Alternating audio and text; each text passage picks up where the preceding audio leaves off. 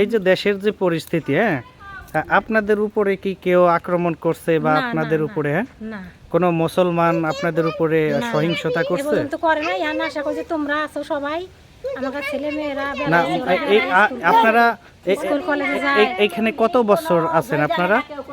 পূজা হচ্ছে তো অনেক দিন।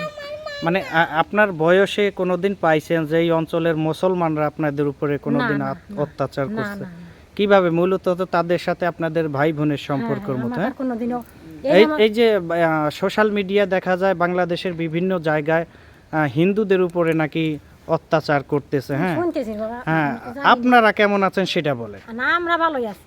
আপনারা ভালো আছেন তো? এইরকম সব সময় থাকতে চাই আমরা হিন্দু মুসলমান, নাকি আমাদের কারোর সাথে কোনো না না ধর্ম হ্যাঁ, ধর্ম যার যার, দেশটা সবার। সবাই হ্যাঁ। কাকির কি অবস্থা এখন? কি অবস্থা, কেমন আছেন? আছি ভালোই। এই এখানে কি করতেছেন? দেখতেছি আজকে কি পূজা? আজকে হাতে গেনে মনসা পূজা। মনসা পূজা। তো এই যে দেশের যে পরিস্থিতি, না, এই যে আমরা তো সোশ্যাল মিডিয়া দেখি বিভিন্ন জায়গায় জানা কি লুটপাট, হিন্দুদের উপর অত্যাচার হচ্ছে। তা আপনাদের উপরে কি এরকম কোন ধরনের এখনো রিয়াক্ট করছে কিনা? আপনাদের না, উপরে কেউ অত্যাচার করছে? এখনো আসি নেই কেউ। আচ্ছা, আপনার বয়স কত বছর? এত বয়স না, তারপর একটা আনুমানিক দেখা গেল 2-1 বছর এদিক সেদিক, আপনি বলেন। দুটিয়া ছাওয়াল বিয়ে দিছি। হ্যাঁ, কত 60 হয়েছে না 55? 60 হয়ে গেছে। 60 হয়েছে না? হ্যাঁ, আচ্ছা, এইখানে পূজার আজকে কি পূজা?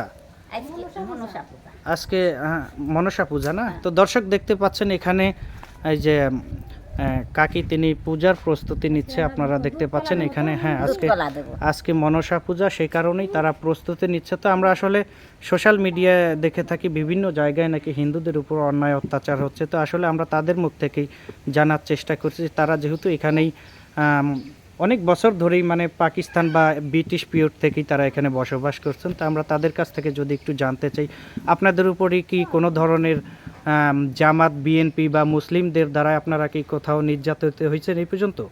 না। হ্যাঁ, না। ভালো আছেন তো আপনারা? ধর্ম যার যার, দেশটা সবার। হ্যাঁ। তা আপনারা ভালো আছেন, এখন আপনাদের উপরে কেউ কোনো ধরনের অত্যাচার করেন? না না। আমি কি আপনারা জোর করে এই কথাগুলো জিজ্ঞাসা করতেছি? না না। হ্যাঁ তুমি হ্যাঁ, দর্শক, আমাদের এলাকার হিন্দু মুসলিম সকলেই কিন্তু খুবই সুখী শান্তিতে এরা বসবাস করছে। তো আসলে এটাই মূলত আপনাদের মাঝে আমরা, হ্যাঁ, এটাই আমরা তুলে ধরলাম। আসলে সব জায়গায় নাকি এদের উপরে অন্যায় অত্যাচার হচ্ছে, আমরা কিন্তু খুব সুখী আছি, আমরা খুবই, হ্যাঁ, আমরা সবাই অনেক ভালো আছি। তো আমরা এভাবেই সকলেই বাকি জীবনটা কাটিয়ে যেতে চাই, সেই বিষয়টি মূলত আমরা আপনাদের মাঝে তুলে ধরলাম।